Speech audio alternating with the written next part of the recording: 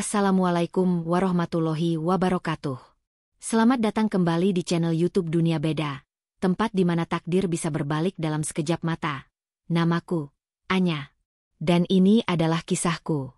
Kisah tentang bagaimana aku, si anak bayangan, dipaksa mengenakan gaun pengantin milik kakakku sendiri.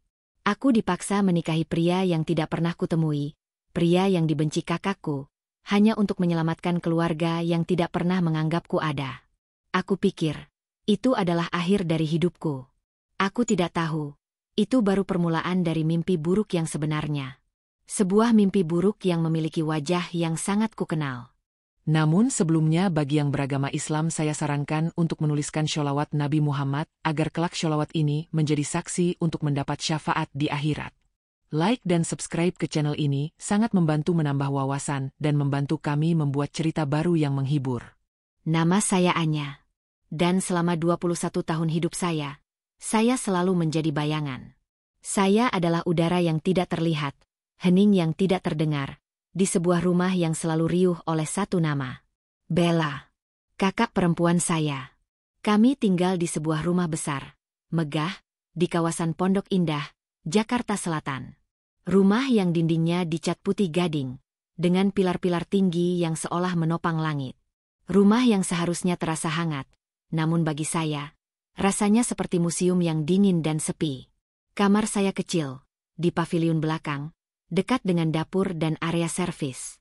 Kamar Bella adalah sebuah suite pribadi di lantai 2, dengan balkon yang menghadap ke kolam renang. Ayah adalah seorang pengusaha properti yang dulu namanya disegani. Dulu. Ibu adalah sosialita yang menjadikan penampilan dan status sebagai agamanya. Di dunia mereka, citra adalah segalanya. Dan Bella adalah citra sempurna itu. Bella terlahir dengan semua yang saya tidak miliki. Wajahnya adalah mahakarya. Rambutnya hitam legam, tergerai indah bahkan saat baru bangun tidur. Tubuhnya adalah impian setiap desainer. Dan tawanya. Tawa itu renyah seperti koin emas yang bergemerincing, mampu membuat ayah dan ibu luluh dalam sekejap. Dia adalah anak emas. Putri mahkota. Dan yang paling sering ibu katakan, aset keluarga. Sedangkan saya Anya. Si kacamata tebal, yang bingkainya sudah longgar. Si rambut kusam, yang lebih sering saya ikat asal-asalan. Si baju kebesaran, warisan dari baju-baju Bella yang sudah tidak dia inginkan. Tugas saya di rumah ini sederhana. Pastikan Bella tidak kekurangan apapun. Pastikan Bella selalu bersinar. Dan yang terpenting, jangan sampai terlihat.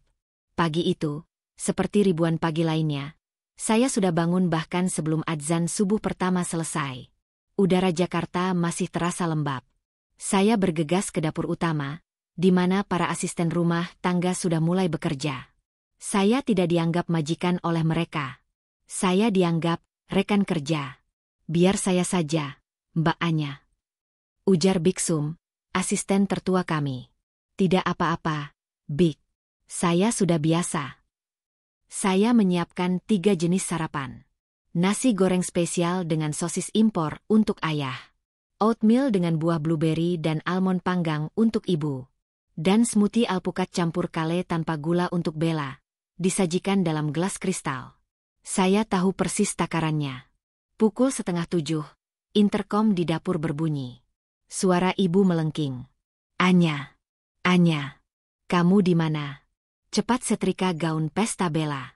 Yang warna fuchsia dari desainer itu. Dia mau pakai itu untuk arisan di Plaza Indonesia nanti siang. Saya menarik napas panjang. Menahan perih di hati. Sudah, Bu. Jawab saya lewat interkom. Sudah Anya setrika dari semalam. Sudah digantung di lemari kaca dia. Ada jeda hening sejenak. Bagus. Suara ibu terdengar lagi. Cepat sedikit siapkan sarapannya. Kakakmu itu tidak boleh telat ke salon dan gym. Penampilannya harus dijaga. Kamu, ya sudahlah, yang penting kamu rajin. Saya hanya mengangguk pada udara kosong. Yang penting kamu rajin. Itu adalah pujian tertinggi yang pernah saya dapatkan seumur hidup saya. Bella turun 1 jam kemudian. Pukul 8 lewat. Dia mengenakan satu set pakaian olahraga bermerek yang harganya mungkin lebih mahal dari biaya kuliah saya satu semester. Wangi parfum mahal menguar, kontras dengan saya yang masih memakai daster pudar dan celemek berbau bawang. Dia melirik meja makan dengan malas. Menggeser porsi oatmeal ibu untuk mengambil sepotong croissant yang baru diantar sopir. "Anya, tasku yang dari Paris di mana?" Tanyanya tanpa menoleh. Suaranya datar. "Di kamar kakak. Di atas meja rias. Yang warna krem, kan?" "Oh, ya sudah." Dia menggigit kuenya sedikit, hanya secuil, lalu meletakkannya kembali di piring. "Nggak enak. Keras. Aku sarapan di kafe saja di Senopati." "Bilang ayah transfer." "Ya." Ayah, yang sedang membaca koran bisnis di tabletnya, keningnya berkerut dalam. Dia hanya mengangguk tanpa suara. Saya melihatnya. Saya selalu melihat segalanya. Wajah ayah tidak setenang biasanya beberapa bulan ini. Ada kerutan yang tidak bisa disembunyikan oleh kacamata bacanya. Dia lebih banyak diam. Lebih sering membentak pelayan karena hal-hal kecil. Saya tahu sesuatu yang tidak Bella tahu. Sesuatu yang ibu pura-pura tidak tahu. Saya tahu bahwa ayah kalah tender besar bulan lalu. Proyek apartemen di Sudirman gagal total. Saya tahu ibu diam-diam menjual 2 lukisan mahal di ruang tamu, dan menggantinya dengan replika yang nyaris sempurna.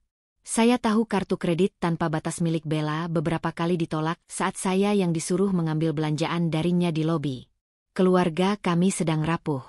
Pilar-pilar putih gading rumah ini mulai retak dari dalam. Dan kerapuhan itu, entah kenapa, membuat mereka semakin mencengkeram Bella erat-erat. Jaga penampilan Bella. Suatu malam, saya tidak sengaja mendengar ibu berbisik pada ayah di ruang kerja.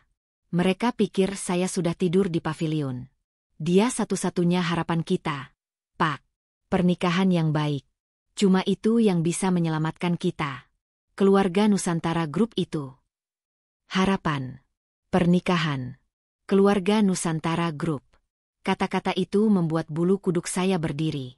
Harapan apa yang mereka maksud? Suatu sore, saat saya sedang membereskan kamar Bella yang seperti kapal pecah, saya menemukan sebuah bingkai foto digital tergeletak di lantai, layarnya retak. Itu foto kami berdua saat masih kecil. Sangat kecil. Bella tersenyum lebar memegang piala lomba menari. Dia memakai gaun putri yang cantik. Sementara saya berdiri di sampingnya, memegang piala juara 3 lomba cerdas cermat, saya memakai seragam sekolah biasa, dan wajah saya terpotong sebagian oleh bingkai. Bahkan dalam kenangan pun, saya tidak pernah utuh. Saya mengambil bingkai itu, mencoba membersihkan retaknya. Setidaknya, saya ingin menyelamatkan memori itu. Saat itulah Bella masuk. Dia baru saja pulang dari sesi fitting baju dengan desainer terkenal di kawasan Kemang. Wajahnya kesal. "Ih, ngapain kamu sentuh barang-barangku?" Dia merebut bingkai itu dari tangan saya. "Sudah kubilang, jangan sentuh mejaku." "Bukan, Kak. Itu tadi jatuh di lantai. Kacanya retak." "Pasti kamu yang pecahin, kan?" Matanya menatap saya tajam.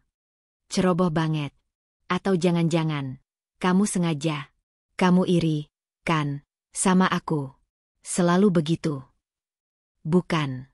Aku tidak iri, Kak." "Halah, ngaku saja."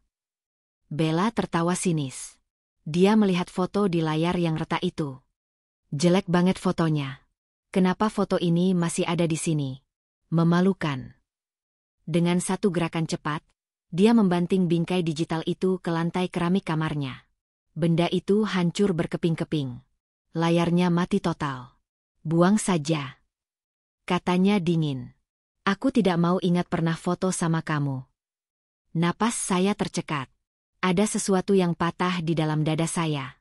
Jauh lebih sakit daripada kaca yang pecah. Sebelum saya bisa berkata apa-apa, ibu masuk. Wajahnya tegang, tapi dibuat seramah mungkin. "Ada apa ini ribut-ribut?" "Ya Allah, Bella. Sebentar lagi tamu penting ayah mau datang. Kamu harus siap-siap. Jangan urusi Anya." Ibu menatap saya. Tatapannya dingin, setajam pisau. "Anya, jangan ganggu kakakmu. Pergi ke dapur. Siapkan minuman terbaik.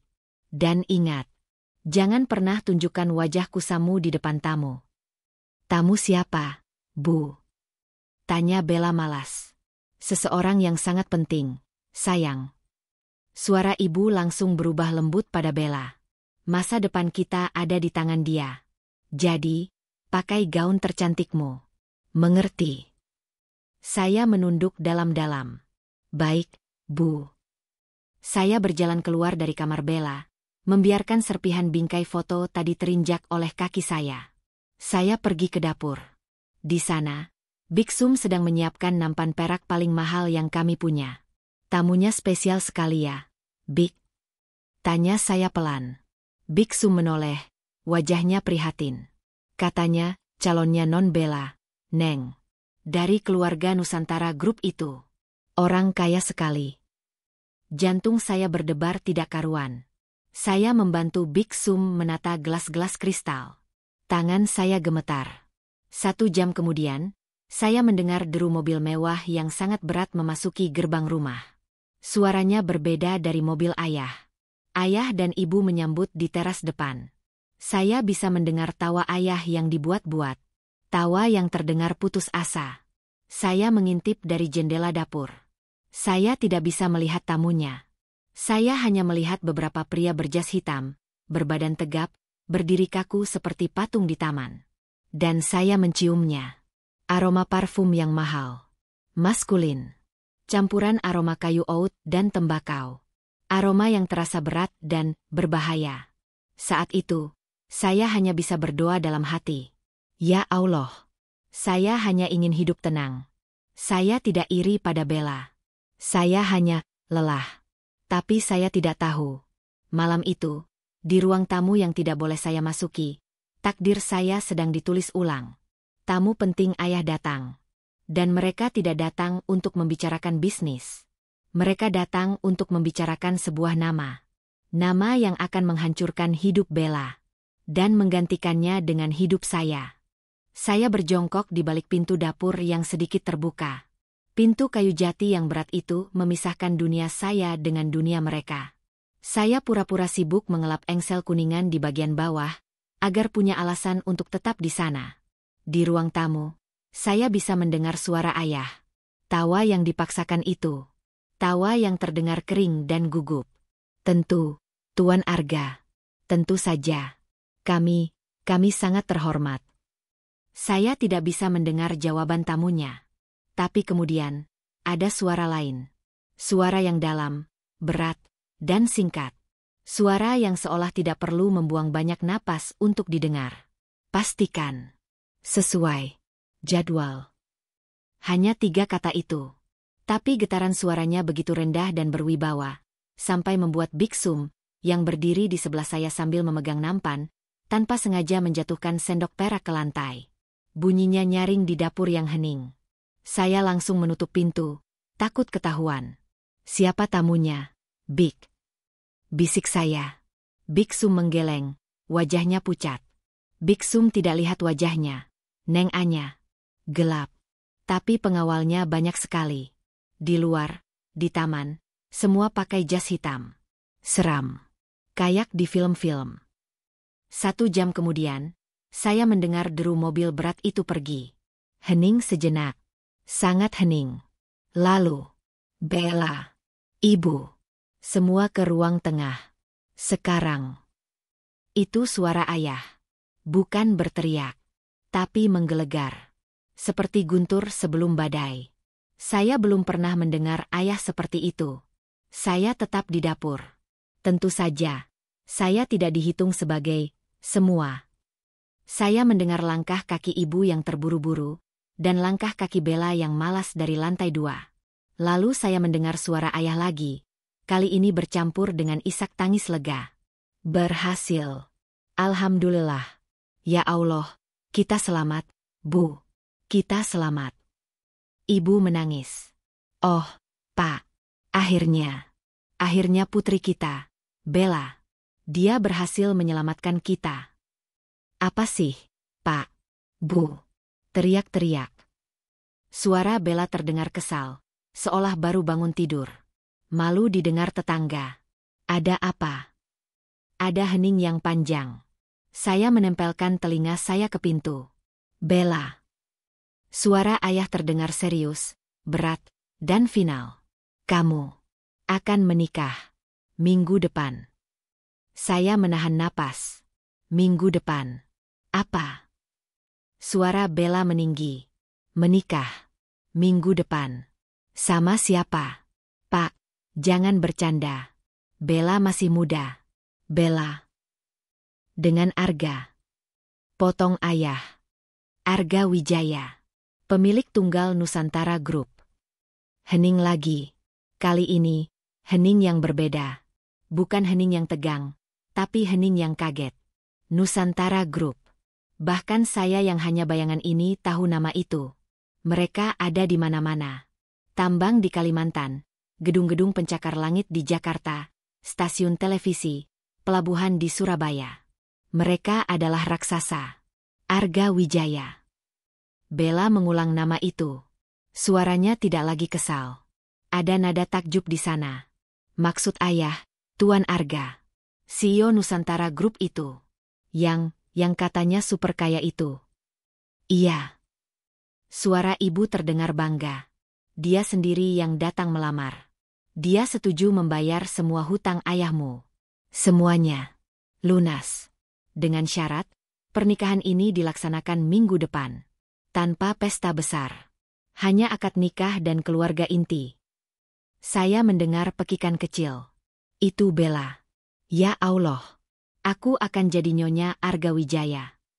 Dia tertawa. Tawa yang kencang dan penuh kemenangan. Aku akan jadi sosialita nomor 1 se-Indonesia. Aku harus kabari geng senopatiku. Mereka pasti bakal iri setengah mati. Ayah dan ibu ikut tertawa lega. Semua beban di rumah itu seolah terangkat. Kecuali saya. Di balik pintu dapur, saya justru merasa mual. Sesuatu terasa sangat salah. Menikah minggu depan. Dengan orang yang baru ditemui sekali. Dengan orang yang bisa membeli seluruh keluarga kami hanya dengan satu tanda tangan. Itu bukan pernikahan. Itu transaksi. Selama 3 hari berikutnya, rumah kami di Pondok Indah berubah menjadi surga. Setidaknya, bagi Bella, dia menjadi ratu yang sesungguhnya. Ayah dan ibu tidak pernah berhenti tersenyum padanya. Mau gaun apa, sayang? Desainer terbaik. Sebut saja. Perhiasan. Kita pesan langsung dari Hong Kong. Bella tertawa dan menikmati semuanya. Dia pamer di setiap media sosialnya. Foto dirinya di butik desainer termahal di Kebayoran Baru.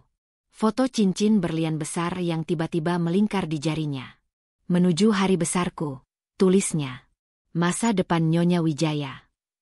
Dan saya kembali ke tugas saya. Saya yang disuruh bolak-balik ke butik desainer, mengambil contoh kain sutra.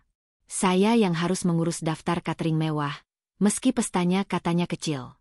Saya melihat Bella tertawa di depan cermin, mencoba tiara berlian, tapi saya lihat matanya tidak tertawa. Matanya gelisah. Pada hari keempat, malapetaka itu mulai menunjukkan wajahnya. Saya menemukan Bella di kamarnya. Pintu kamarnya yang besar tidak ditutup rapat. Dia tidak sedang live Instagram. Dia tidak sedang mencoba gaun. Dia sedang duduk di lantai marmer yang dingin. Pucat. Sangat pucat. Ponselnya tergeletak di depannya. Layarnya menyala. Dia terlihat seperti baru saja melihat hantu. Kak. Saya memanggil pelan. Biasanya dia akan membentak saya, menyuruh saya pergi. Dia mendongak. Matanya merah dan bengkak. Ada air mata di pipinya. Kamu tahu siapa dia? Anya. Bisiknya. Suaranya serak. Siapa, Kak? Arga Wijaya. Dia merangkak, mengambil ponselnya dan melemparkannya ke saya. Baca. Saya menangkap ponsel mahal itu. Layarnya menampilkan sebuah halaman forum gosip anonim. Sebuah utas diskusi yang sudah sangat panjang. Judulnya, Si Kejam dari Nusantara, Arga Wijaya, Pria Tanpa Wajah. Jantung saya berdebar. Saya membaca. Artikel itu bilang, tidak ada satupun media yang punya foto jelas Tuan Arga Wijaya. Dia adalah hantu. Dia mengambil alih Nusantara Group 5 tahun lalu, entah dari mana. Dia dijuluki CEO Iblis oleh para pesaingnya. Dingin, tidak punya hati, dan tidak kenal ampun. Dia menghancurkan 3 perusahaan besar saingannya hanya dalam 1 malam. Terus, Kak? Tanya saya, belum mengerti. Geser. Geser ke bawah. Isak Bella. Saya menggeser layar. Komentar-komentar anonim. Dengar-dengar dia sudah tua. Umur 40-an, mungkin lebih. Tulis 1 akun. Bukan.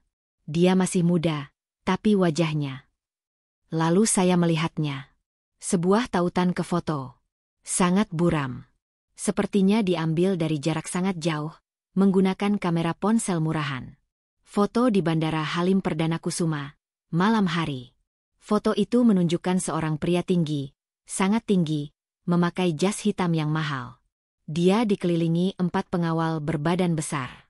Fotonya buram, tapi satu hal terlihat jelas. Sisi kiri wajah pria itu gelap, seperti terbakar. Atau setidaknya, ada bekas luka yang parah dari pelipis sampai ke rahang. Ponsel itu hampir jatuh dari tangan saya. Itu monster, Anya. Bella terisak hebat, mencengkeram rambutnya sendiri. Dia monster. Mereka bilang dia cacat. Wajahnya hancur karena kecelakaan. Itu sebabnya dia tidak pernah mau difoto. Itu sebabnya dia buru-buru mau menikah. Karena tidak ada wanita normal yang mau dengannya. Bu, ibu tahu. Aku nggak tahu. Bella menggeleng panik. Ayah dan ibu pasti tidak tahu. Mereka hanya tahu uangnya. Aku nggak mau, Anya. Aku nggak mau nikah sama monster tua yang jelek. Aku punya pacar. Aku cinta sama Doni. Aku nggak mau. Saat itulah, pintu kamar terbuka lebar. Ibu berdiri di sana. Wajahnya tegang. Ada apa ini? Kamu ini kenapa lagi, Bella? Gaunmu yang utama sudah datang. Aku nggak mau nikah, Bu. Bella berteriak histeris. Aku nggak mau. Ayah bohong. Ibu bohong. Kalian mau aku nikah sama pria cacat. Aku nggak mau. Telah. 1 tamparan keras mendarat di pipi Bella. Saya terkejut. Mulut saya ternganga. Seumur hidup saya, ibu tidak pernah menyentuh Bella. Bahkan menjewer pun tidak. Bella memegangi pipinya. Lebih kaget daripada sakit. Dengar. Suara ibu bergetar, bukan karena marah, tapi karena putus asa yang mematikan. Matanya menyala. Kamu tidak punya pilihan. Mengerti? Tapi, Bu, dia. Ibu tidak peduli. Teriak ibu, air matanya mulai mengalir. Ibu tidak peduli dia jelek. Ibu tidak peduli dia tua. Ibu tidak peduli dia cacat atau bahkan tidak punya kaki. Kamu mau kita semua jadi gelandangan di jalanan. Kamu mau ayahmu dipenjara karena hutang-hutangnya. Hah? Bella terdiam. Hanya isak tangisnya yang terdengar. Nama baik keluarga kita sudah hancur, Bella. Suara ibu melembut, tapi jauh lebih menusuk. Hanya pernikahan ini yang bisa menyelamatkan kita. Hanya kamu. Jadi, hapus air matamu. Pakai gaun itu. Kamu akan tetap menikah dengannya. Suka atau tidak suka. Ibu berbalik dan keluar dari kamar, membanting pintu. Hening. Saya menatap Bella, yang masih terduduk di lantai. Dia berhenti menangis. Perlahan, dia menatap saya. Tatapan yang tidak pernah saya lihat sebelumnya. Bukan lagi tatapan benci atau meremehkan. Tapi tatapan yang dingin. Licik, dan penuh perhitungan. Seolah-olah, di dalam kepalanya yang hancur, dia baru saja mendapatkan sebuah ide. Minggu depan, ya. Bisik Bella, lebih pada dirinya sendiri daripada pada saya. Wajahnya yang pucat kini menyunggingkan senyum tipis. Hari Sabtu, jam 10 pagi. Dia berdiri, menghapus sisa air matanya dengan kasar. Dia berjalan ke arah saya, mengambil ponselnya dari tangan saya. Keluar. Katanya dingin. Kak, tapi... Aku bilang, keluar. Aku mau istirahat. Aku harus tampil cantik di hari pernikahanku, kan? Dia tersenyum pada saya. Senyum itu jauh lebih menakutkan daripada kemarahannya. Saya berjalan mundur, keluar dari kamarnya. Jantung saya berdebar semakin kencang. Saya tahu Bella. Dia tidak sedang menerima takdirnya. Dia sedang merencanakan sesuatu. Sesuatu yang akan mengubah segalanya. Hari Sabtu. Jam 7 pagi. Rumah kami di Pondok Indah terasa seperti kuburan yang dihias. Bunga-bunga lili putih yang mahal ada di setiap sudut. Harumnya menyesakkan dada. Para pelayan berjalan berjinjit. Tidak ada yang berani bersuara keras. Di ruang tengah yang disulap menjadi tempat akad nikah, beberapa kursi beludru sudah tertata rapi. Hanya untuk keluarga inti. Sesuai permintaan Tuan Arga. Tuan Arga sendiri, beserta rombongannya, akan tiba tepat pukul 9:30. Sang penghulu dari kantor urusan agama Kebayoran Lama sudah menunggu di ruang tamu. Dan saya, Anya, sudah bangun sejak jam 4 pagi. Saya yang memastikan kopi Toraja untuk ayah tersaji di cangkir terbaiknya. Saya yang mengecek bunga-bunga di ruang akad. Saya yang berlari ke paviliun belakang untuk mengambil kemeja batik khusus ayah yang baru selesai di laundry. Saya adalah bayangan sibuk yang memastikan segalanya sempurna untuk pernikahan kakak saya. Pukul 8 pagi, ibu memanggil saya. Wajahnya tegang, tapi riasan tebal di wajahnya mencoba tersenyum. Anya, cepat ke kamar Bella. Katanya tidak sabar. Tim perias sudah menunggu dari tadi. KKU itu, dari subuh tidak mau diganggu. Dia bilang mau meditasi dulu. Suruh dia buka pintunya. Ini sudah jam berapa? Saya mengangguk. Baik, Bu. Saya menaiki tangga marmer yang dingin. Jantung saya berdebar. Senyum licik Bella tempo hari masih terbayang jelas di pelupuk mata saya. Ada firasat yang sangat buruk mencengkeram perut saya. Saya mengetuk pintu kamarnya. Pintu kayu jati yang berat itu hening. Kak Bella. Sudah jam 8. Periasnya sudah menunggu. Tidak ada jawaban. Kak, ibu suruh kakak buka pintunya. Masih hening. Saya mencoba memutar gagang pintunya. Aneh. Tidak dikunci. Perlahan, saya mendorong pintu itu. Kak, maaf, Anya masuk ya. Kamar itu rapi. Sangat rapi. Terlalu rapi. Gaun pengantin Bella, mahakarya desainer seharga ratusan juta rupiah, tergantung anggun di dekat jendela. Kainnya berkilauan tertimpa sinar matahari pagi. Wangi parfum tubrose kesukaan Bella memenuhi ruangan. Meja riasnya bersih. Semua peralatannya tersimpan rapi. Tapi Bella tidak ada. Tempat tidurnya masih rapi. Spraynya tidak kusut. Jendela balkonnya terbuka lebar. Gorden putih tipisnya menari-nari tertiup angin pagi. Saya berjalan mendekat. Kaki saya lemas. Di atas meja rias yang mengkilap, di depan cermin besar, tergeletak satu amplop putih. Amplop itu bertuliskan, untuk ayah dan ibu. Tangan saya gemetar hebat saat meraihnya. Saya membukanya. Di dalamnya ada secari kertas. Tulisan tangan Bella yang bulat dan rapi. Maaf, ayah, ibu. Aku sudah berusaha. Sungguh. Tapi aku tidak bisa. Aku tidak bisa menikah dengan monster cacat itu hanya demi uang kalian.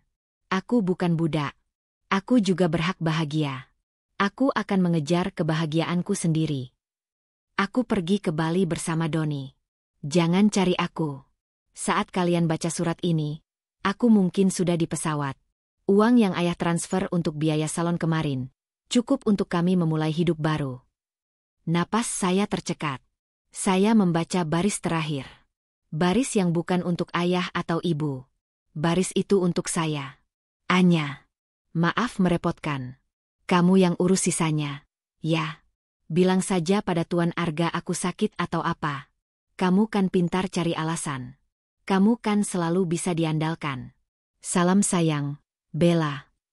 Surat itu jatuh dari tangan saya. Saya berlari keluar kamar. Saya menuruni tangga. Saya tidak peduli lagi pada sopan santun. Ibu, ayah, teriak saya. Mereka ada di ruang tengah, sedang berbicara dengan penghulu. Wajah mereka langsung menegang melihat saya berlari dengan das tertidur. Anya, tidak sopan. Desis ibu. Kak Bella, Kak Bella. Saya tidak bisa bernapas. Saya hanya bisa menyodorkan surat itu. Kak Bella kabur. Hening. Ayah merebut surat itu. Matanya bergerak cepat membacanya. Detik berikutnya, wajah ayah yang tegang berubah menjadi merah padam. Lalu pucat pasi. Sangat pucat. Tidak. Bisik ayah. Tidak. Tidak mungkin. Ibu membaca surat itu dari balik bahu ayah. Tidak. Jeritan ibu melengking, memecahkan keheningan pagi itu. Suaranya seperti suara binatang yang terluka. Anak itu. Anak tidak tahu diri itu. Dia membunuh kita. Dia membunuh kita semua. Ibu ambruk ke lantai, menangis histeris. Ayah terdiam, tubuhnya bergetar hebat. Dia melihat ke jam dinding.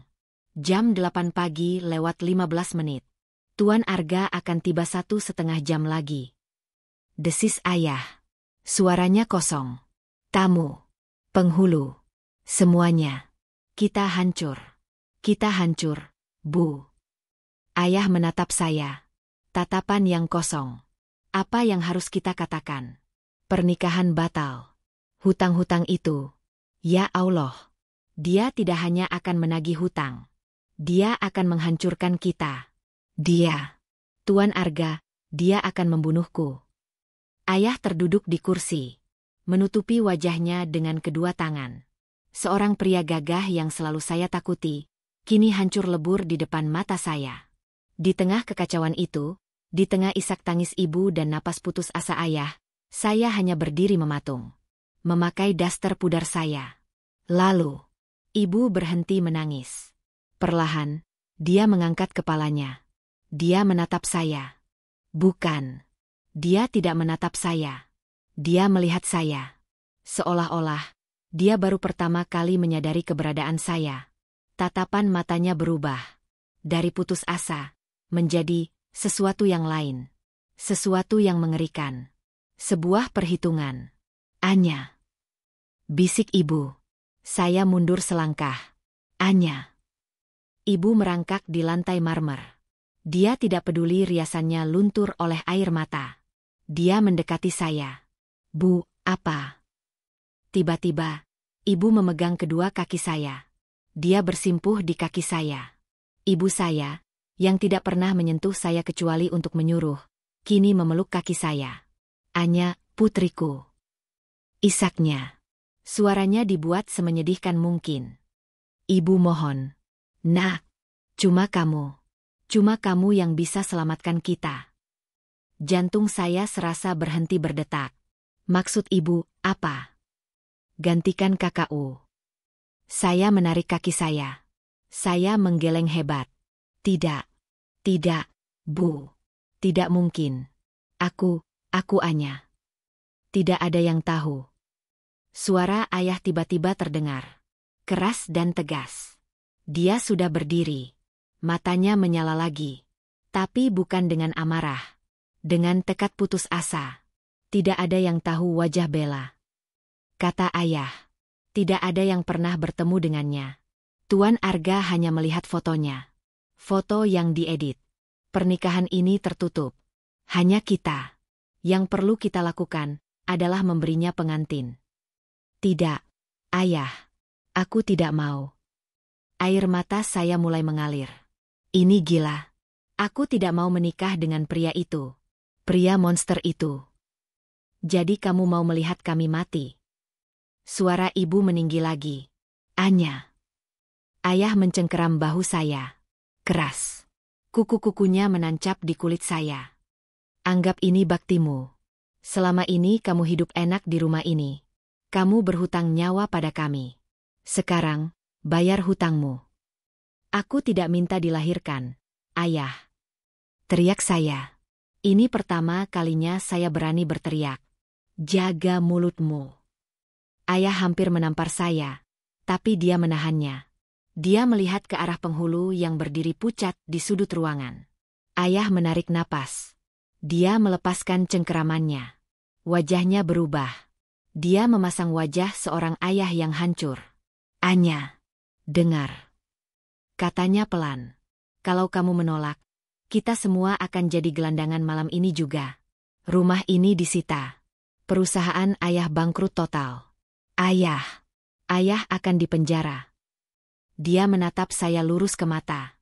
"Dan itu semua akan jadi salahmu." "Salahku." Kata-kata itu menghantam saya seperti batu besar. Lagi-lagi, salahku. Ibu masih menangis di kaki saya. Ayah berdiri di depan saya seperti hakim yang siap menjatuhkan vonis.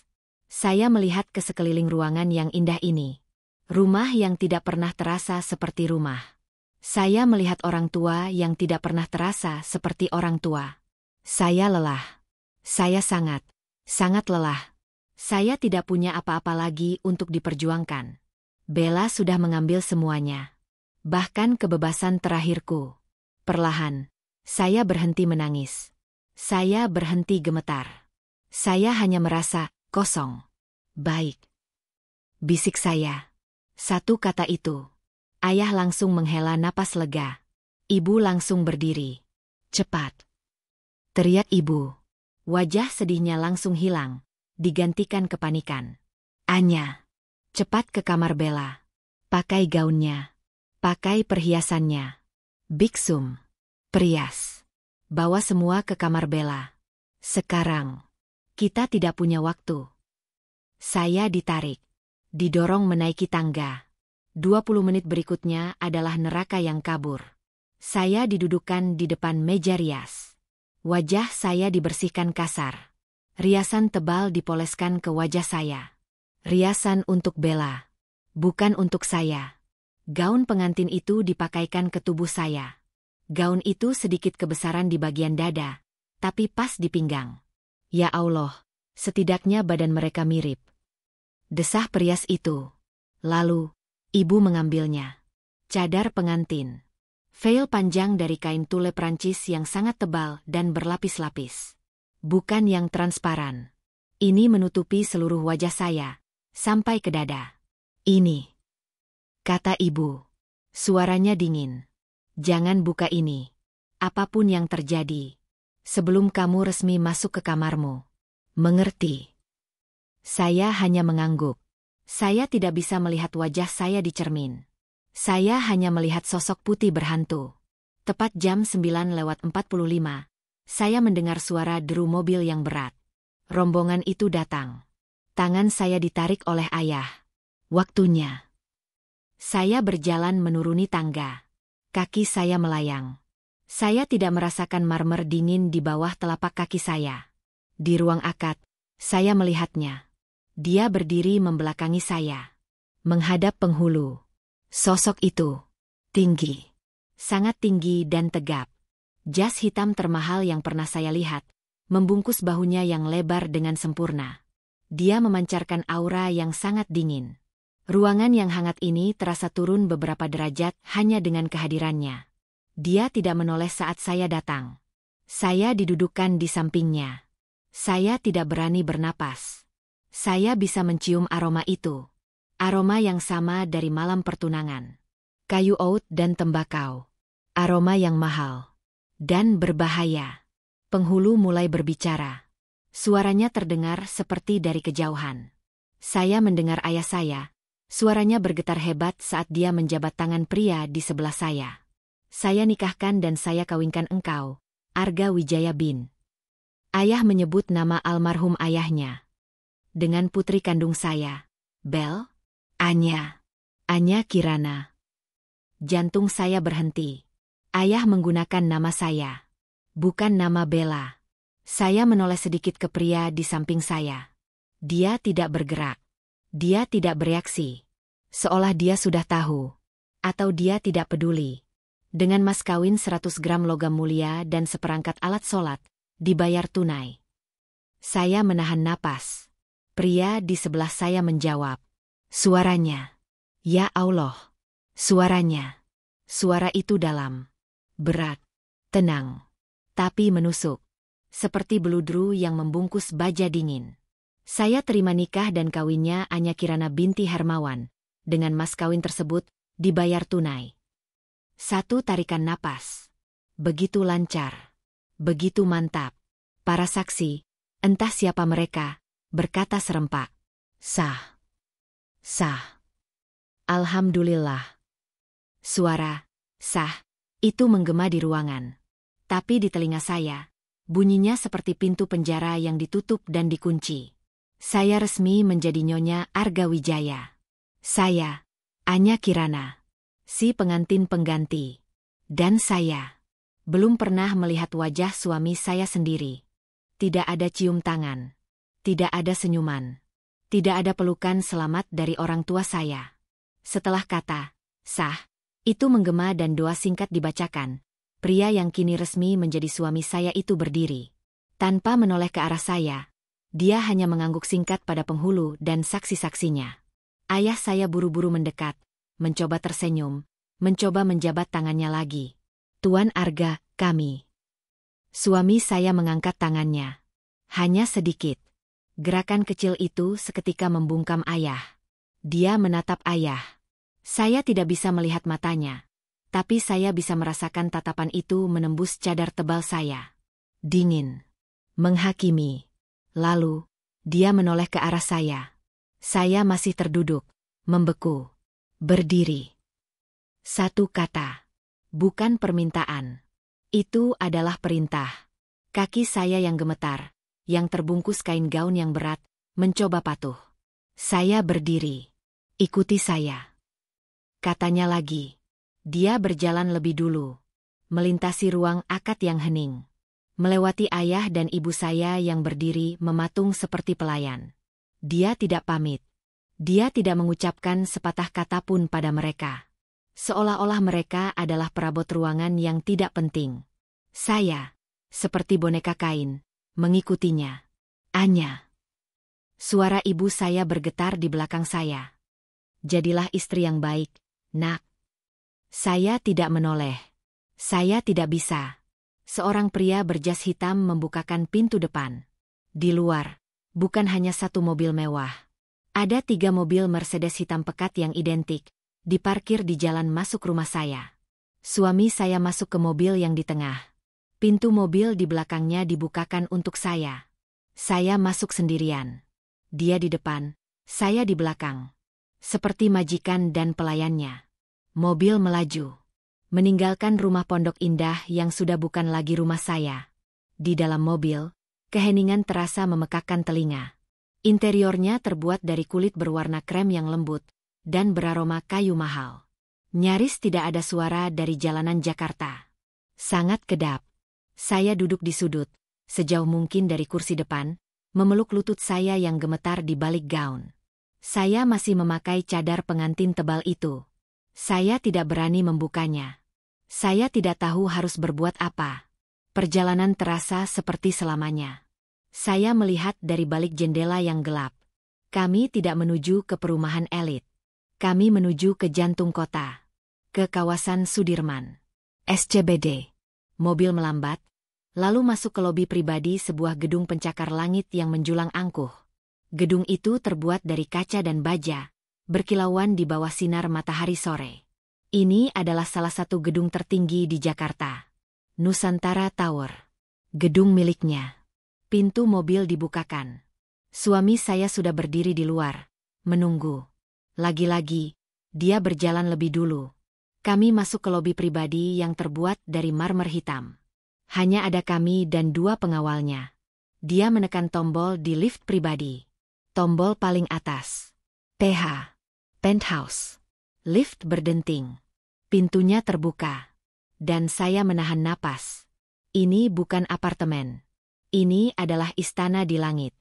Lift terbuka langsung ke sebuah ruangan yang sangat luas.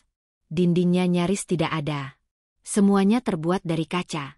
Dari lantai sampai langit-langit yang sangat tinggi. Pemandangannya.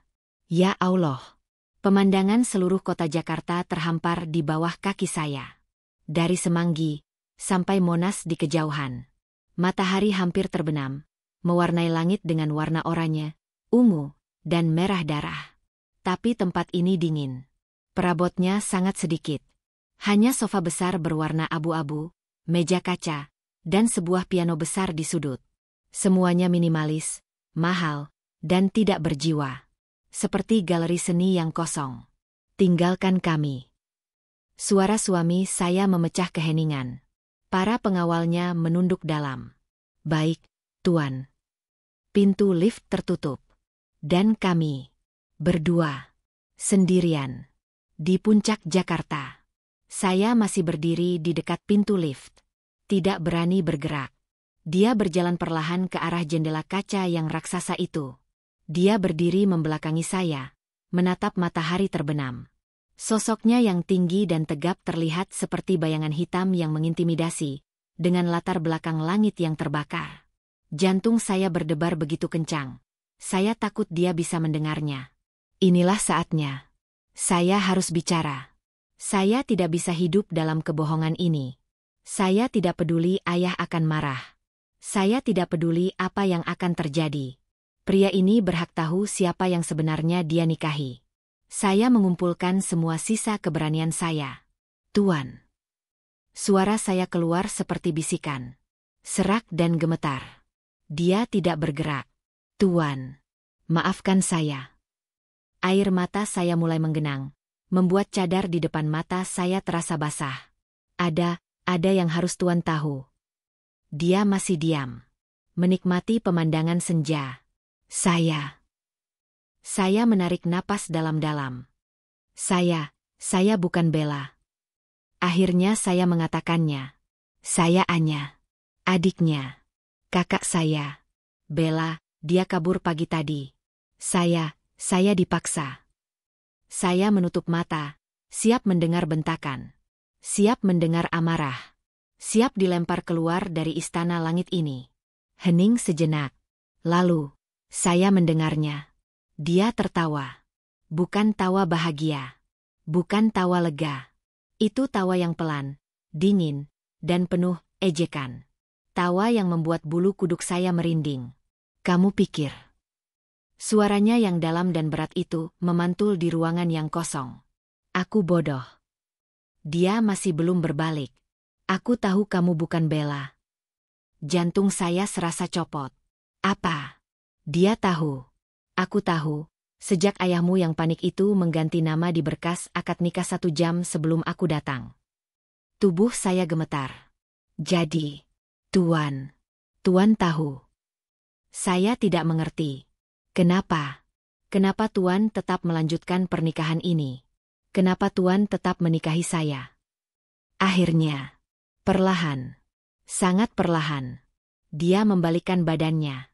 Cahaya matahari senja yang merah darah itu kini menyinari wajahnya. Saya mendongak. Mata saya yang basah oleh air mata mencoba fokus melihat wajah pria yang kini menjadi suami saya. Pria yang katanya monster. Pria yang katanya cacat. Dia tidak tua. Dia mungkin hanya beberapa tahun di atas saya. Wajahnya tampan. Sangat tampan, dengan rahang yang kokoh dan mata yang tajam. Sangat tajam. Tapi rumor itu benar. Sebagian. Ada bekas luka. Bukan di separuh wajahnya.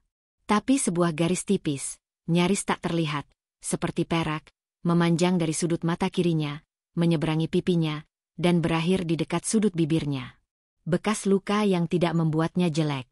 Bekas luka yang justru membuatnya terlihat berbahaya. Tapi bukan itu yang membuat saya berhenti bernapas. Bukan bekas lukanya. Bukan ketampanannya. Tapi matanya. Mata elang yang tajam itu.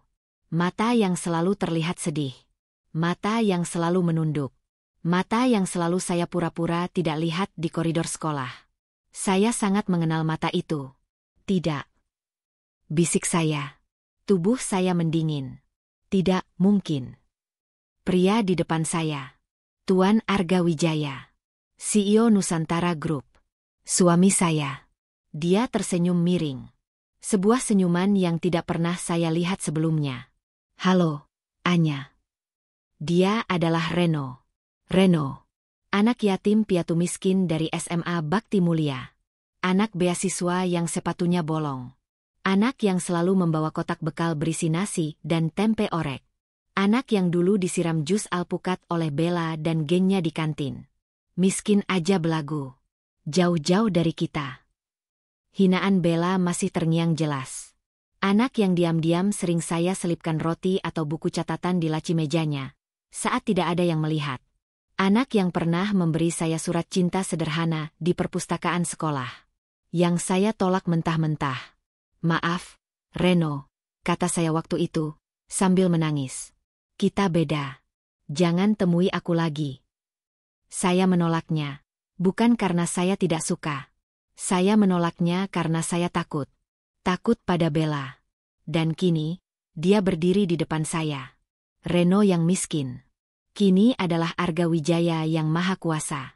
Dia melangkah mendekat. Setiap langkahnya terdengar menggema di lantai marmer. Saya mundur. Tapi punggung saya menabrak pintu lift yang dingin. Saya terpojok. Dia kini berdiri tepat di depan saya. Menjulang tinggi. Dia mengulurkan tangannya. Bukan untuk memukul saya. Tapi untuk menyentuh cadar saya. Kejutan, Anya. Bisiknya. Aroma oat dan tembakau itu kini terasa memabukkan sekaligus mematikan. Dia tidak lagi tersenyum miring. Wajahnya kembali dingin. Sedalam lautan di malam hari. Roda berputar, kan? Katanya pelan. Dulu, kamu menolakku karena aku miskin. Dulu, kamu bahkan tidak berani menyebut namaku di depan kakakku. Dia mencondongkan tubuhnya lebih dekat. Sekarang, seluruh keluargamu. Ayahmu, ibumu, dan Bella, kakak kesayanganmu itu, mereka semua, ada di tanganku. Air mata saya mengalir deras. Saya tidak bisa berbicara. Jadi, saya akhirnya berhasil berbisik. Jadi, pernikahan ini, semua ini, balas dendam. Arga. Reno. Dia menatap saya lurus ke mata. Tatapannya menembus jiwa saya. Dia tersenyum. Senyum yang paling dingin, paling menakutkan yang pernah saya lihat. Balas dendam. Ulangnya. Oh, Anya. Kita baru saja mulai. Kita baru saja mulai. Kata-kata itu menggantung di udara yang dingin. Membeku. Sama seperti darah di pembuluh nadi saya. Reno. Nama itu berputar-putar di kepala saya. Reno. Anak lelaki kurus berwajah sendu. Yang tasnya sobek di bagian bahu. Reno. Yang selalu duduk di perpustakaan saat jam istirahat, karena dia tidak punya uang untuk jajan di kantin. Reno. Yang kutolak di bawah pohon flamboyan di halaman belakang sekolah. Kini berdiri di depan saya. Sebagai Arga Wijaya. Bagaimana? Bisik saya. Suara saya hilang. Bagaimana kamu bisa? Dia melepaskan tangannya dari cadar saya. Dia melangkah mundur sedikit. Seolah memberi saya ruang untuk bernapas. Atau mungkin, untuk melihat kehancuran saya lebih jelas. Dia berjalan santai ke bar mini di sudut ruangan, yang terbuat dari marmer hitam legam. Dia menuangkan air putih ke dalam gelas kristal yang tinggi. Bukan untuk saya. Untuk dirinya. Bagaimana? Dia mengulang pertanyaan saya, nadanya mengejek. Dia menyesap airnya pelan. Orang-orang sepertimu, Anya. Orang-orang seperti Bella dan keluargamu. Kalian pikir dunia ini hanya berputar untuk kalian. Kalian pikir orang miskin akan selamanya miskin. Dia meletakkan gelasnya. Bunyi dentingannya terdengar begitu keras di ruangan yang senyap ini. Dunia berubah. Katanya. Saat ayah angkatku, Tuan Wijaya yang asli, menemukanku, hidupku berubah. Dia tidak punya pewaris. Dia melihat sesuatu dalam diriku. Dia melihat kebencian. Dia melihat ambisi. Dia melihat anak lelaki yang akan melakukan apapun untuk membalas dendam pada dunia yang sudah menginjak-injaknya. Ayah angkat. Jadi rumor itu. Dia mengirimku sekolah ke luar negeri. Swiss. Amerika. Dia mengajariku cara menjadi hiu di lautan yang penuh darah. Dan saat aku kembali ke Jakarta 5 tahun lalu, aku kembali bukan sebagai Reno. Aku kembali sebagai Arga Wijaya. Dan aku kembali untuk mengambil semua yang seharusnya menjadi milikku. Dia menatap saya. Mata elangnya yang dulu sendu, kini tajam dan tanpa ampun. Dan itu, termasuk kamu. Aku. Suara saya pecah. Tapi, kenapa aku? Kenapa bukan Bella? Pernikahan ini, diatur untuk Bella. Dia tertawa lagi. Tawa dingin yang membuat saya mual. Bella. Dia menyebut nama itu seperti ludah. Kamu pikir aku mau menikah dengan sampah seperti dia?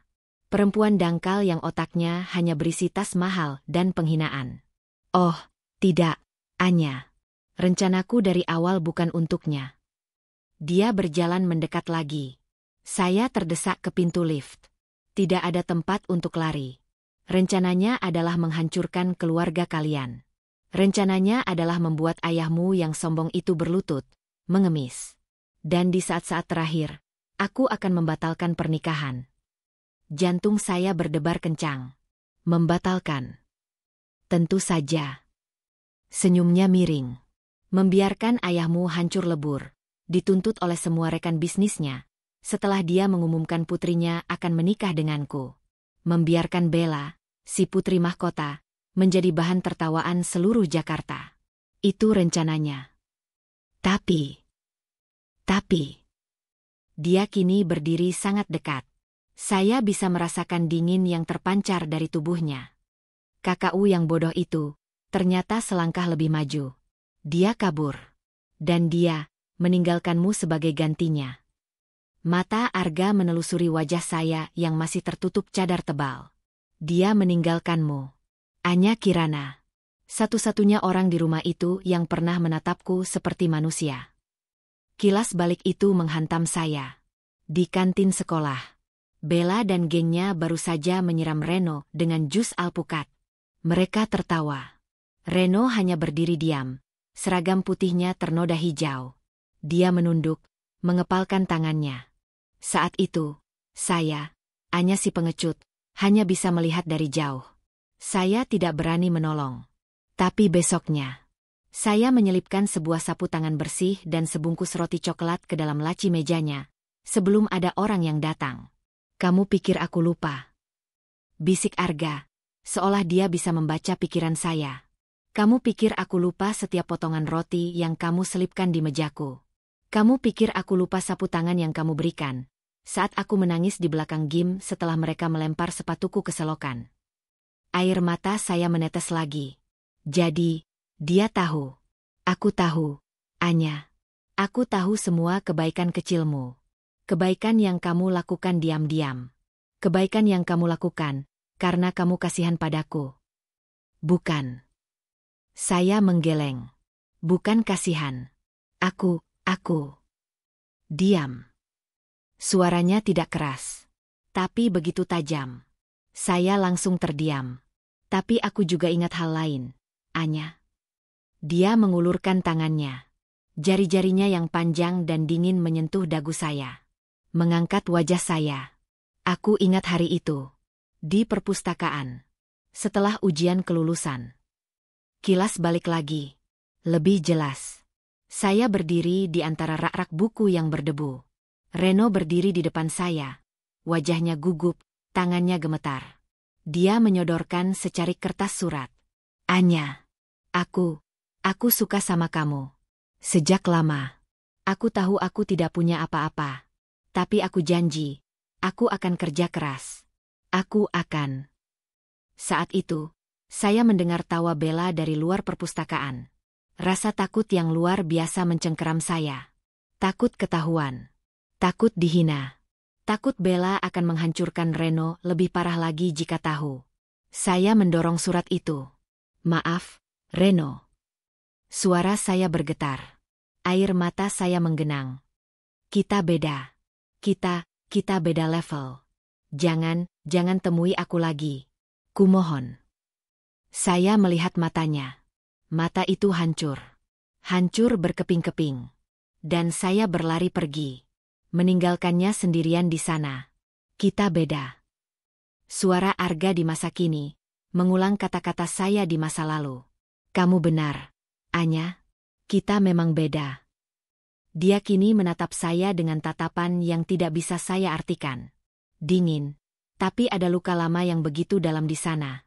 Dan sekarang, katanya, takdir mempermainkan kita. Aku di atas. Dan kamu di sini. Tangannya bergerak dari dagu saya. Kesimpul cadar di belakang kepala saya. Saya menahan napas. Mari kita lihat. Bisiknya. Wajah pengantin penggantiku. Wajah istriku. Dengan satu gerakan pelan, dia menarik ikatannya.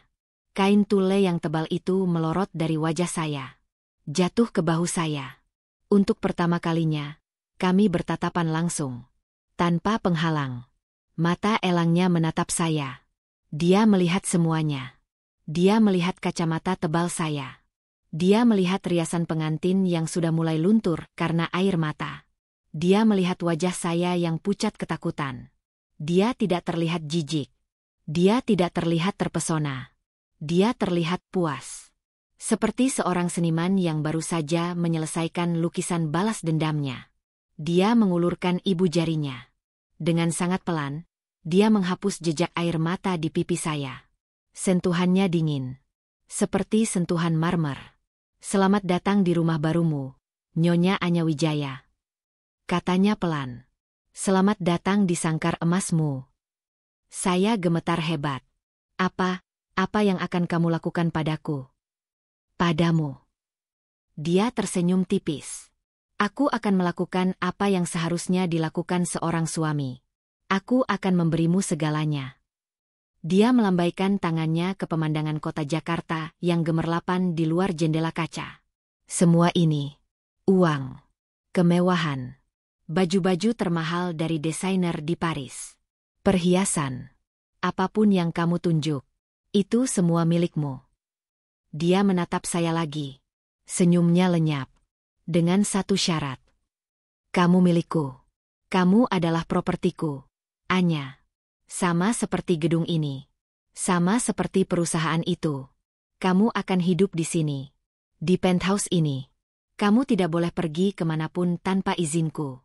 Kamu tidak boleh bicara pada siapapun tanpa persetujuanku. Dia mendekatkan wajahnya. Hidung kami hampir bersentuhan. Terutama keluargamu.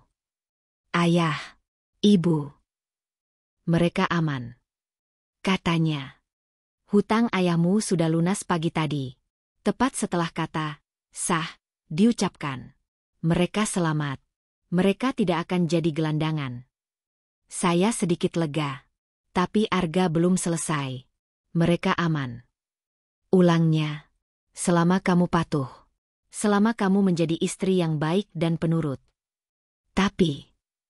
Dia mencengkeram dagu saya. Sedikit lebih keras. Satu kesalahan kecil darimu. Satu langkah keluar dari sangkar ini tanpa izinku. Satu kali kamu mencoba menghubungi Bella. Mata Arga menyipit. Menjadi segelap malam di luar. Aku akan menghancurkan ayahmu dalam 1 hari. Aku akan membuat ibu sosialitamu itu mengemis di pinggir jalanan Menteng. Dan aku akan menyeret Bella kembali dari Bali. Dia tersenyum. Senyum yang paling mengerikan. Dan aku akan membuatnya membayar setiap hinaan yang pernah dia ucapkan padaku dulu. Pelan-pelan. Di depan matamu. Kamu mengerti saya, Anya. Saya tidak bisa berkata-kata. Saya hanya bisa mengangguk lemah. Air mata mengalir deras. Bagus. Dia melepaskan dagu saya. Dia berbalik, merapikan jasnya yang bahkan tidak kusut. Seolah-olah dia baru saja menyelesaikan rapat bisnis yang ringan. Kamar utamanya ada di sebelah sana. Para pelayan sudah menyiapkan semua kebutuhanmu. Baju-bajumu yang lama sudah dibuang. Lemari itu sudah diisi dengan yang baru. Bersihkan dirimu. Aku ada rapat. Dia berjalan menuju lift pribadi. Reno. Panggil saya. Dengan sisa-sisa tenaga saya. Dia berhenti. Tangannya sudah di tombol lift. Tapi dia tidak menoleh. Jangan. Suaranya memotong. Dingin dan final. Reno sudah mati. Dia mati di perpustakaan sekolah itu, hari di mana kamu menghancurkan hatinya. Yang ada di depanmu. Pintu lift terbuka. Adalah Tuan Arga Wijaya. Suamimu. Pintu lift tertutup. Meninggalkan saya sendirian.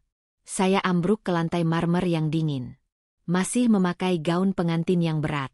Saya melihat pantulan diri saya di jendela kaca yang gelap, dengan gemerlap lampu kota Jakarta sebagai latar belakang. Saya melihat Nyonya Anya Wijaya. Seorang tawanan. Di dalam sangkar emasnya yang paling mewah. Di puncak langit. Saya tidak tahu berapa lama saya terduduk di lantai marmer yang dingin itu. Mungkin 1 jam. Mungkin 3. Gaun pengantin yang berat itu terasa seperti jaring yang membasahi dan menenggelamkan saya. Di luar, langit Jakarta sudah berubah dari merah darah menjadi hitam pekat, ditaburi jutaan lampu kota yang berkelip. Lampu-lampu itu. Dulu saya pikir indah. Sekarang, mereka terlihat seperti mata-mata. Jutaan mata yang mengawasi saya, si tawanan di puncak menara. Perlahan, saya memaksa tubuh saya berdiri. Sendi-sendi saya kaku. Rasa lapar, takut, dan lelah bercampur aduk menjadi mual yang hebat. Dia bilang, bersihkan dirimu. Saya berjalan, menyeret ekor gaun saya. Penthouse ini begitu luas dan sepi. Langkah kaki saya menggema. Saya membuka sebuah pintu kayu yang tinggi. Itu adalah kamar tidur utama. Ruangan itu lebih besar dari seluruh paviliun tempat saya tinggal di rumah ayah. Tempat tidurnya sangat besar. Ditutupi sprei sutra berwarna abu-abu arang. Dindingnya lagi-lagi kaca. Dari lantai ke langit-langit, menyuguhkan pemandangan kota dari sudut yang lain. Tapi yang membuat saya berhenti adalah lemari pakaian. Bukan. Itu bukan lemari. Itu adalah sebuah ruangan. Saya masuk. Lampu sensor otomatis menyala, menerangi rak-rak yang terisi penuh. Dan napas saya tercekat. Semua baju saya. Daster pudar saya. Kaus-kaus kebesaran saya. Jeans lama saya. Kacamata cadangan saya yang bingkainya patah. Semuanya hilang. Sebagai gantinya, puluhan gaun sutra. Setelan celana yang elegan. Kemeja-kemeja katun Mesir yang halus. Sepatu-sepatu hak tinggi dengan merek yang bahkan saya tidak berani membacanya. Tas-tas tangan yang harganya mungkin bisa membeli rumah keluarga saya yang di Pondok Indah. Semuanya baru. Semuanya mahal. Semuanya indah. Dan tidak ada satupun yang terasa seperti milik saya. Bahkan kacamata tebal saya yang tadi saya pakai, yang kini basah oleh air mata, sepertinya sudah dia perhitungkan. Di atas meja rias marmer, tergeletak sebuah kotak beludru. Di dalamnya, sebuah kacamata baru. Bingkainya tipis, elegan, terbuat dari titanium ringan. Modelnya sangat modern. Dia tidak hanya memenjarakan saya. Dia sedang menghapus saya. Menghapus Anya si bayang-bayang. Dan menggantinya dengan Nyonya Arga Wijaya. Boneka pajangannya. Saya berlari ke kamar mandi. Kamar mandi itu sendiri lebih besar dari kamar tidur saya dulu. Ada bak mandi besar yang menghadap jendela kaca. Saya mengunci pintu. Ini adalah satu-satunya tindakan perlawanan yang bisa saya lakukan. Saya berdiri di bawah pancuran air panas. Saya menggosok tubuh saya, mencoba menghilangkan sisa-sisa hari ini. Menghilangkan sisa-sisa riasan pengantin palsu. Menghilangkan aroma parfum Bella dari gaun sialan itu. Setelah entah berapa lama, saya keluar. Saya memakai satu-satunya benda di ruangan itu yang terasa netral. Sebuah jubah mandi dari katun yang tebal dan mewah. Saya kembali ke kamar tidur. Di atas tempat tidur, sudah tersedia satu set piyama sutra berwarna krem. Dan di meja nakas, ada nampan berisi makanan. Sup ayam yang masih hangat, roti gandum, dan air putih. Saya terkejut. Kapan ini diletakkan? Saya tidak mendengar siapapun masuk. Saya terlalu lapar untuk curiga. Saya makan. Makan sambil menangis dalam diam. Setelah tenaga saya sedikit kembali, pikiran saya bekerja. Telepon. Saya harus menghubungi ayah dan ibu. Saya harus tahu apa yang terjadi setelah saya pergi. Saya mencari ponsel saya. Ponsel lama saya yang layarnya retak. Tentu saja, tidak ada. Pasti ikut dibuang bersama baju-baju saya. Di atas meja kerja di sudut kamar, ada sebuah ponsel baru. Model terbaru yang paling mahal. Berkilau di bawah cahaya lampu. Saya meraihnya. Jantung saya berdebar. Saya menyalakannya. Tidak ada kata sandi. Layarnya menyala. Hanya ada satu aplikasi. Kontak. Saya membukanya.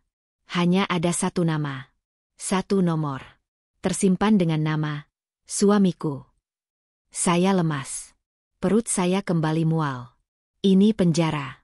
Ini benar-benar penjara. Saya berlari ke pintu lift pribadi, tempat saya masuk tadi. Saya menekan tombolnya. Tidak ada yang terjadi.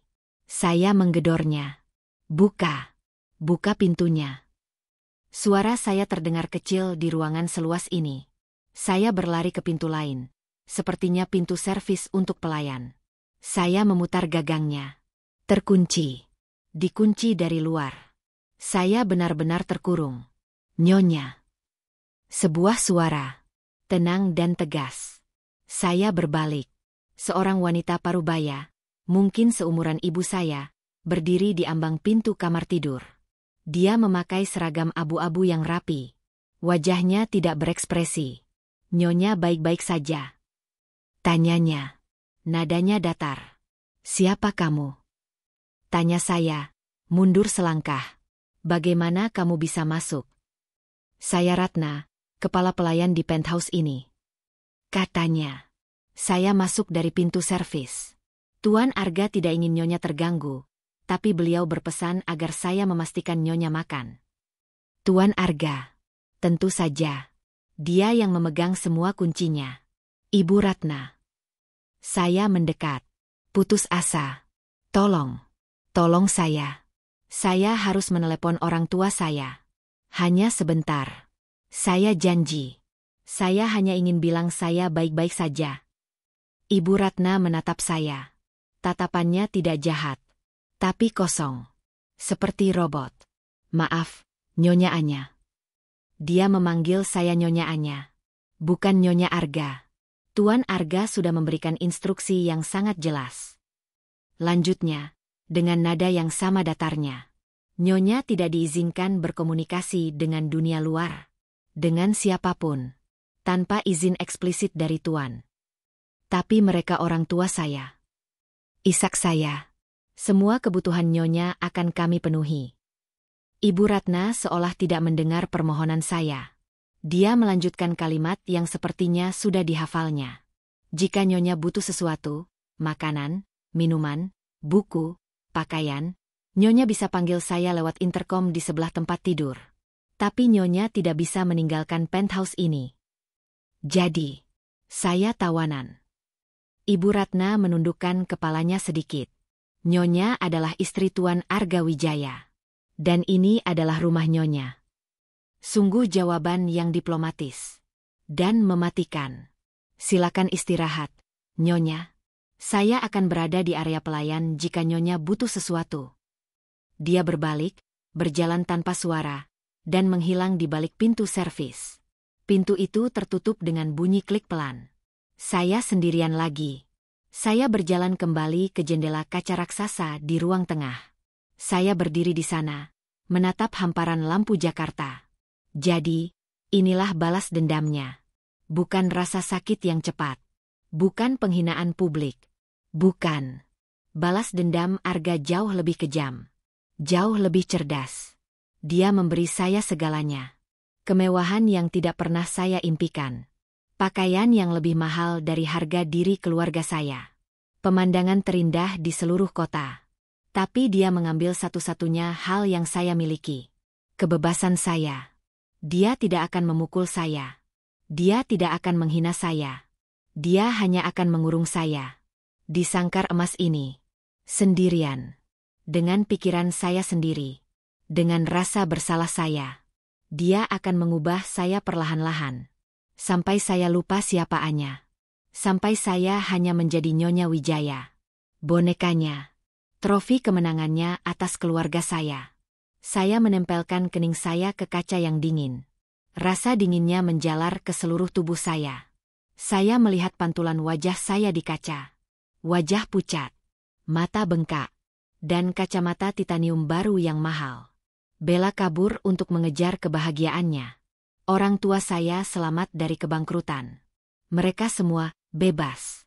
Dan saya yang membayar harganya. Pagi pertama saya sebagai Nyonya Argawijaya. Saya terbangun di atas tempat tidur yang terasa seperti awan. Begitu besar, begitu mewah, sampai saya merasa tersesat di dalamnya. Keheningan di penthouse ini memekakkan telinga. Tidak ada suara ayam berkokok, tidak ada suara biksu menumbuk bumbu di dapur, tidak ada teriakan ibu memanggil Bella. Hanya ada saya. Dan pemandangan Jakarta dari balik dinding kaca. Kota itu sudah bangun. Mobil-mobil terlihat seperti semut-semut kecil yang sibuk di bawah sana. Mereka semua bergerak. Mereka semua bebas. Sementara saya adalah pajangan di dalam kotak kaca raksasa. Hari itu, saya menguji sangkar saya.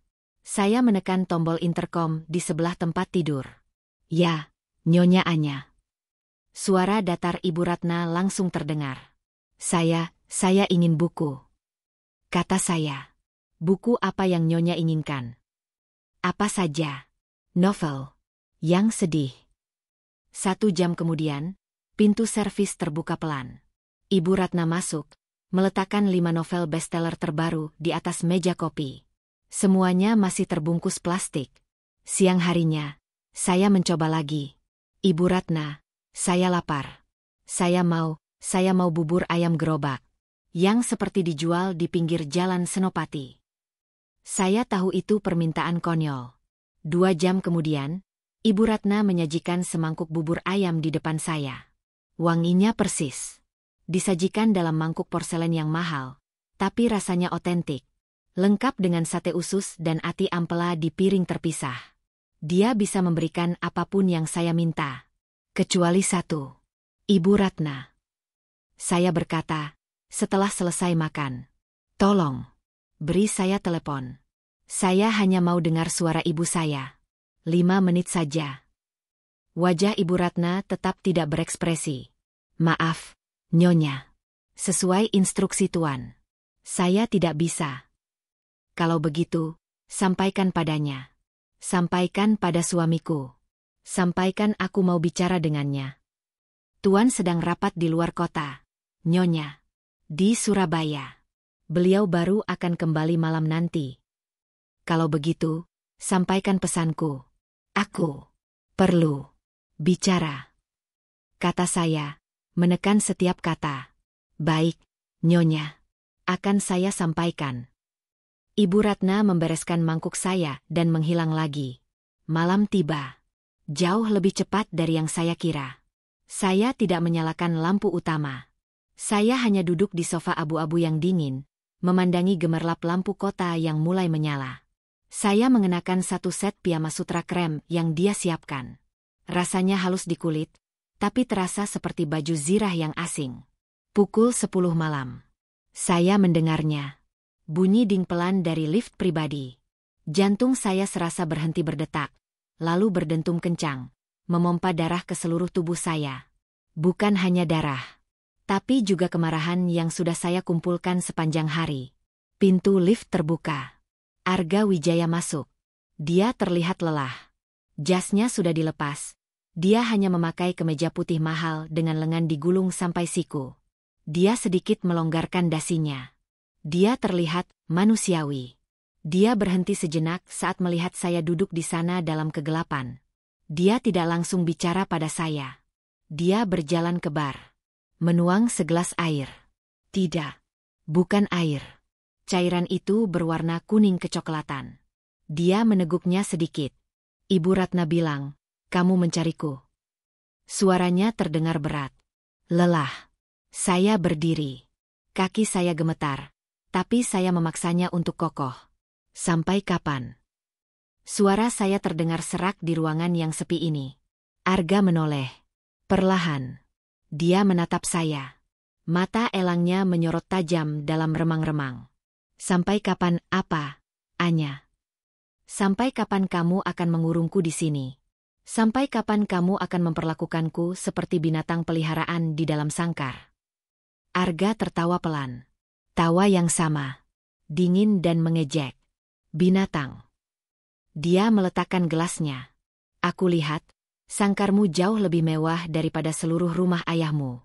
Kamu makan apapun yang kamu mau. Kamu memakai pakaian yang bahkan kakakku, Bella, hanya bisa impikan. Binatang mana di dunia ini yang diperlakukan seperti ratu? Ratu. Saya melangkah maju. Saya tidak peduli lagi. Ratu tidak dikunci. Ratu tidak dilarang bicara pada keluarganya sendiri. Ratu tidak dijadikan trofi balas dendam. Air mata saya mulai menggenang. Tapi kali ini adalah air mata kemarahan. Kamu bisa memberiku semua yang ada di dunia ini, Arga. Tapi kamu mengambil kebebasanku.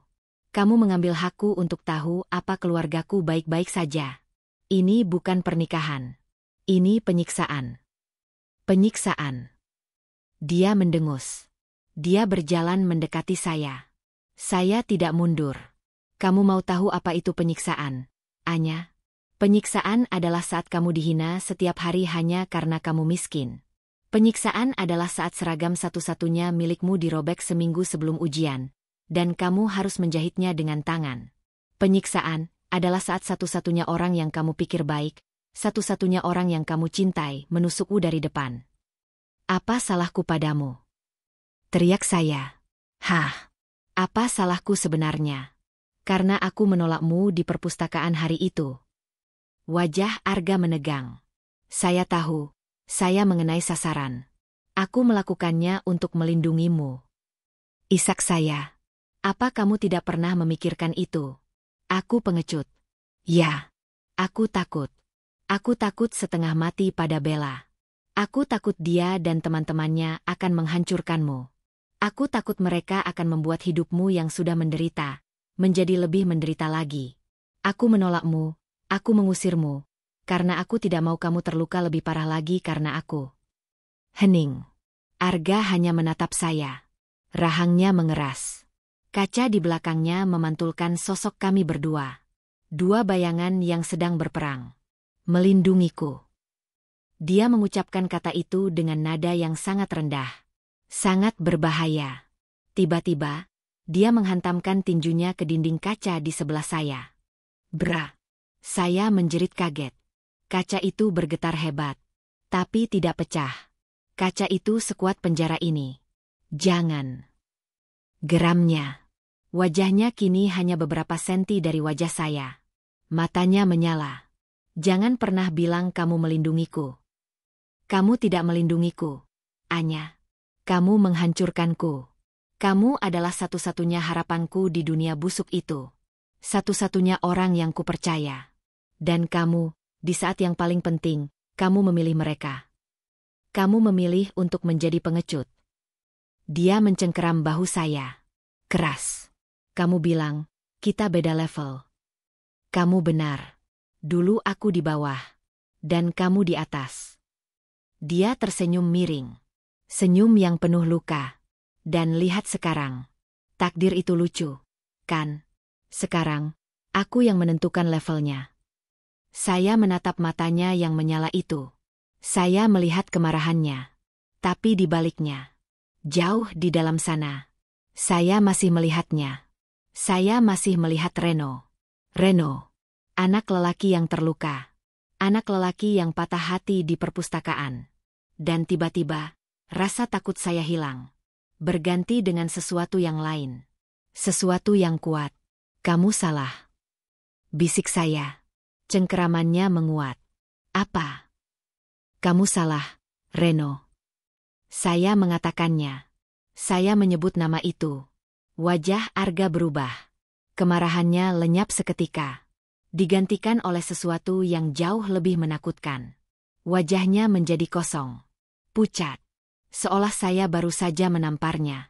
Kamu bukan Arga Wijaya. Lanjut saya. Air mata saya mengalir. Tapi suara saya tegas. Kamu hanya pura-pura. Di dalam sana, kamu masih Reno. Anak lelaki yang terluka. Dan kamu tahu apa yang paling menyedihkan.